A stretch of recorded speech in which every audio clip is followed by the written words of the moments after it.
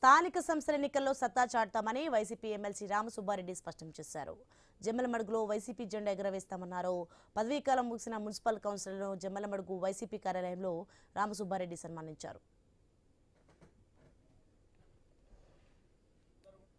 కాంగ్రెస్ పార్టీకి municipal chairman పదవి పట్టం కట్టడం, గత 5 సంవత్సరాలు మున్సిపల్ పరిధిలో ఉన్నటువంటి సమస్యల పట్ల కానీ ప్రజల యొక్క సమస్యలు పరిష్కారం చేసేదానికి, టౌన్ డెవలప్ అయ్యేదానికి గత 5 సంవత్సరాల్లో కృషి చేసిన వాళ్ళందరికీ కూడా, కౌన్సిలర్స్ అందరికీ కూడా మనస్ఫూర్తిగా వాళ్ళకి ధన్యవాదాలు తెలియజేస్తాం. ప్రతి దాంట్లో కూడా 2-3 నామినేషన్లకు ప్రిపేర్ కావాల్సిందే. ఎక్కడ కూడా వెనక్కి తగ్గద్దు, ఖచ్చితంగా పోటీ పెట్టాల్సిందే. పోటీ పెట్టి మీరు ఒకటే గుర్తుపెట్టుకోండి, డబ్బు ఉందా ఇంకోటి ఉందా కాదు, ముందు మన పోటీలో నిలబడుతున్నామా లేదా, పోటీలో నిలబెట్టామంటే గెలుపుమంది. ఈరోజు చంద్రబాబు నాయుడు, పవన్ కళ్యాణ్ కానీ, బీజేపీ కానీ వాళ్ళకి సంబంధించిన నాయకులు ప్రజల్లోకి పోవాలంటే భయపడతా ఉన్నారు. ఎందుకు భయపడుతున్నారు?